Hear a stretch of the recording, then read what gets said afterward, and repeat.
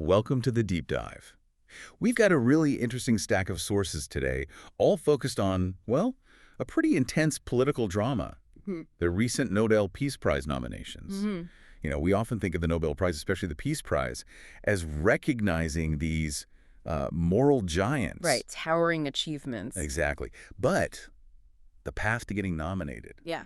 it's often way messier, full of politics, controversy, sometimes even just trying to, curry favor. And that's really the core tension we're digging into today, isn't it? The sources you gathered give us this fascinating look behind the curtain, specifically at Donald Trump's recent nominations. Right. We're not just skimming headlines here. We're really looking at the diplomatic praise, the pretty fierce international criticism, the expert fact checks on these supposed peace deals. Yeah. And importantly, what this whole thing tells us about the Nobel Prize itself, its history is complex, often contradictory. So our mission today is basically to unpack why these nominations are happening now, who's backing them, what do they claim he achieved. And what does the evidence actually show? Exactly. And why does this debate reveal so much about how global players might use, arguably, the world's most prestigious moral award as well as diplomatic currency? That's a lot to get into. Okay, let's unpack this. So starting with the nominations themselves, these weren't like fringe figures pushing for this. No, not at all. You had support from Republican figures in the U.S., legislators from Sweden and Norway. But the really high-profile ones, the ones making waves, came from Israeli Prime Minister Benjamin Netanyahu. Right. And, maybe more surprisingly, from Pakistan's Deputy Prime Minister and Foreign Minister Ishaq Dar. Okay, that pairing itself is interesting. Netanyahu and Pakistan's foreign minister. It really signals the strategic weight behind this. I mean, look at Pakistan's official reason. Dar sent a formal letter recommending Trump specifically for his, quote, decisive diplomatic intervention during that recent India-Pakistan flare-up. Decisive intervention. That sounds significant, especially given, the history there. It's a major diplomatic statement. But it immediately triggered a huge backlash. Globally, yes, but also right there in Pakistan. Okay, why the backlash there? Well, the timing was, let's say, awkward. It came right after the U.S. had authorized those attacks on Iranian nuclear sites, Fordo, Isfahan, Natanz. Ah, so critics saw a connection. Absolutely. Social media just exploded. People were accusing the government of hypocrisy, of being, subservient to the U.S. There was this really sharp criticism going around online, pointing out the irony, they said, of nominating someone tied to the massacre of Palestinians, while at the same time claiming solidarity with Iran. It just didn't sit right with many people. And did the diplomatic record support that feeling of contradiction? Well, yeah. Analyst Rahik Abbasi brought up a really pointed question. How could Pakistan nominate Trump, he asked, when Trump had vetoed the Gaza ceasefire resolution 8 times? 8 times. Wow. That does make the nomination seem kind of disconnected from the region's biggest humanitarian crisis. It creates this huge dissonance, right? But we have to look at the other side, the counter-argument. And that really hinges on the Abraham Accords. Okay, tell us about that. That's Netanyahu's angle. That's Netanyahu's stated rationale, yeah. He said Trump is forging peace as we speak. And proponents, you see this echoed in places like the Jerusalem Strategic Tribune, they argue these accords. The ones normalizing ties between Israel and the UAE, Bahrain, Morocco, Sudan, Kosovo. Exactly those. They argue these deals created a structural realignment in the Middle East, a fundamental shift. Structural realignment. What does Yeah. that mean practically? What structure were they realigning? They were rejecting the old way of thinking, the decades-long orthodoxy that said you couldn't have broader peace in the region until the Palestinian issue was resolved first. The Accords basically went around that. They opened up direct ties between Israel and these other Arab states, bypassing that traditional roadblock. Proponents say changing that fundamental assumption is, in itself, a massive step towards future stability. Okay, I can see the argument.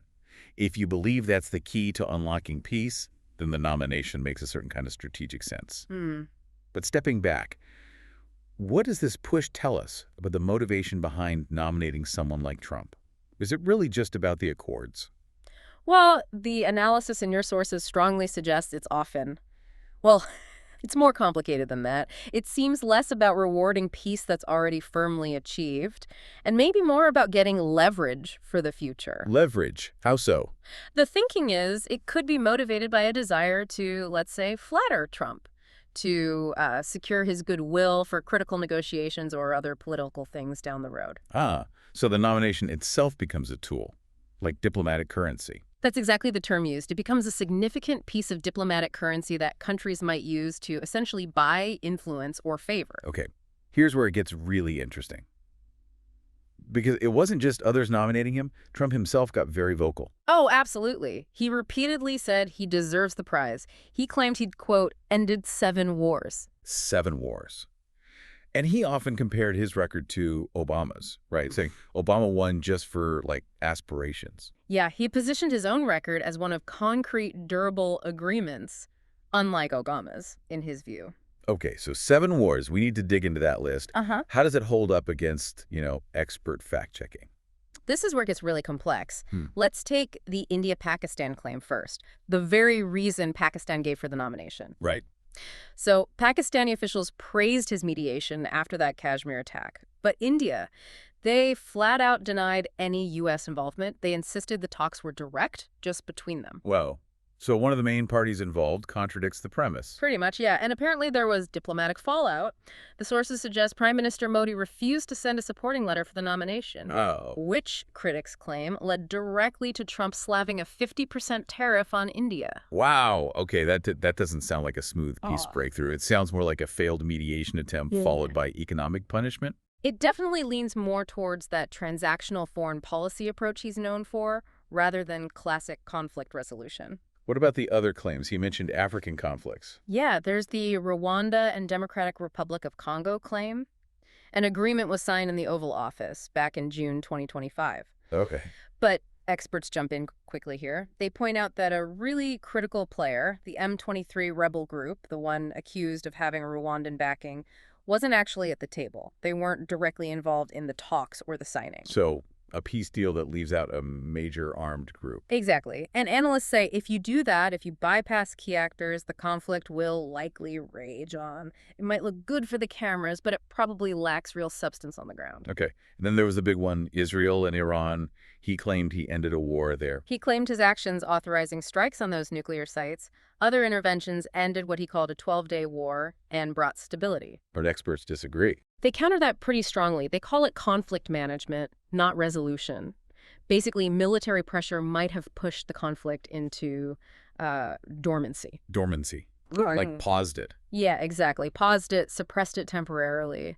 But it didn't actually resolve the deep-seated ideological or geopolitical issues fueling that conflict. It wasn't a fix, just a temporary calm. Right. And we also saw those disputed claims about the GRD dam between Egypt and Ethiopia. He posted about solving it, even claimed the U.S. partially funded the dam. Which Ethiopia denied. Heavily disputed by Ethiopian officials, yes. And that dispute itself, it's still a really volatile issue in the region. So pulling these examples together, what's the main critique from the conflict resolution experts? The central theme is that Trump's approach is highly transactional.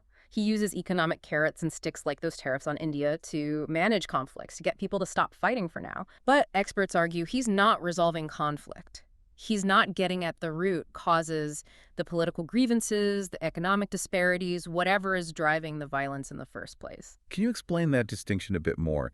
Conflict management versus conflict resolution. Why does it matter? It matters hugely. Conflict resolution aims to tackle the underlying reasons for the fight.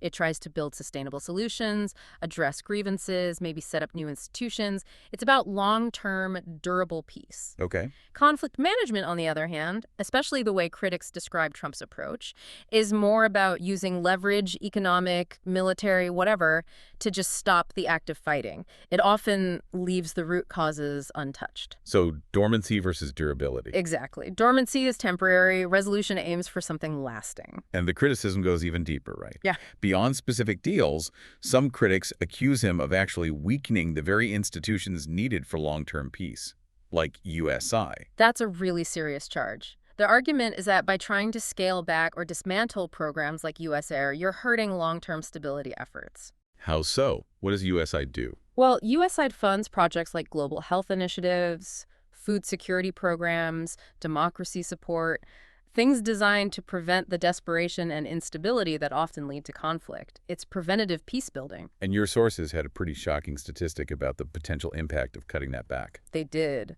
One study, it was published in The Lancet, estimated that gutting or severely cutting USAID could lead to something like 14 million additional preventable deaths globally by 2030. 14 million. Yeah. So the argument from critics is stark.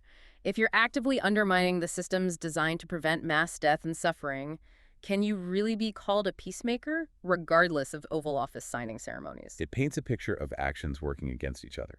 Transactional deals on one hand, undermining stability infrastructure on the other. That's the core of the critique. This whole debate about what counts as peace, is it a deal or is it addressing root causes?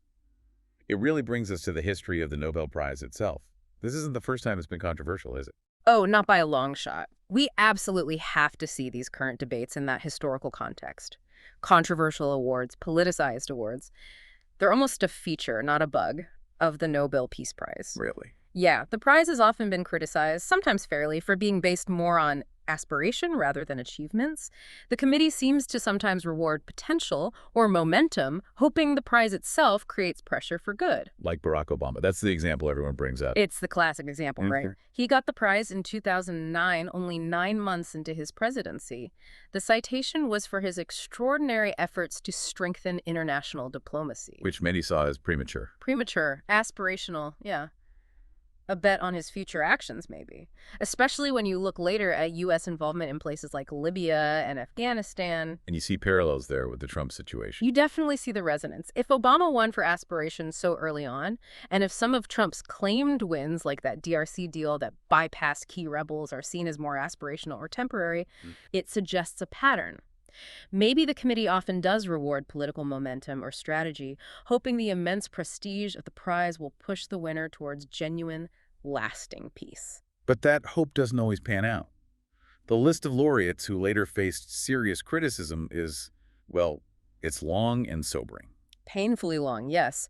Look at Abiy Ahmed Ali, the Ethiopian prime minister, won in 2019 for making peace with Eritrea a huge deal. Right. But within a year, he launched that devastating civil war in the Tigray region. Massive casualties, displacement, a complete reversal. And then there's the really infamous one, Henry Kissinger. Kissinger, yeah. Won in 1973, shared it with Lou Thao for negotiating the Vietnam War ceasefire. But at the same time, he was facing these incredibly serious accusations of war crimes over the U.S. bombing campaigns in Cambodia. It really highlights the gap between the ideal of the prize and the often brutal realities of geopolitics. It does, and that brings us to maybe the most agonizing modern example, Aung San Suu Kyi.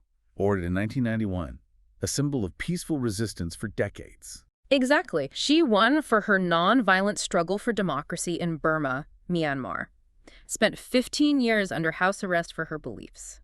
An icon. But then, power changed things. Dramatically. Once she gained political influence, she faced intense global criticism, including from fellow Nobel laureates like Desmond Tutu and Malala Yousafzai. For her silence regarding the military's violence against the Rohingya minority. Precisely. Her silence, as they put it, during what the UN itself has classified as ethnic cleansing and potential genocide.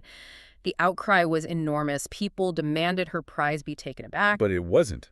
Can they even revoke the prize? Oh, and this is crucial. According to the Nobel Foundation's rules, the Nobel Peace Prize has never been revoked. Yeah. Their stance is that the committee's job is done once the award is given. The decision is final, period. Wow. Okay, let's just sit with that for a second. It's permanent, no take-back. Done. So whether you're an aspirational winner who later gets drawn into conflict or a former icon who stands by during atrocities, that title, Nobel laureate, stays with you. It becomes part of your legacy forever. It's an indelible mark. And that permanence, combined with the secrecy surrounding the process. Right, you mentioned that earlier. Nominations and deliberations are kept secret for 50 years. 50 years, yeah. That combination, permanence and secrecy, makes the nomination itself an incredibly potent political tool right now. The whole thing can become this high-stakes game of using moral authority for political advantage. Which brings us right back to where we started, thinking about this current drama. So, for you listening, what have we really learned here? Well, it seems the Nobel Peace Prize, especially recently, is much more than just a simple thumbs up for peace already achieved. It reflects current geopolitics. Yeah. Right? It's used as that diplomatic currency we talked about. And it clearly causes immense frustration for people who want the award to mean something more enduring, more morally clear. Definitely. So what does this all mean? Here's the thought I want to leave you with. Given how often these controversies pop up, given the evidence that nominations can be used just to flatter or gain favor, and knowing that the prize, once given, is forever. Does the real value of the Nobel Peace Prize actually come from rewarding past actions? Or does its power now lie more in the massive moral pressure it puts on the winner to live up to its ideals, forever trying to honor that title? That's the big question, isn't it? Past achievement versus future obligation. Something for you to think about.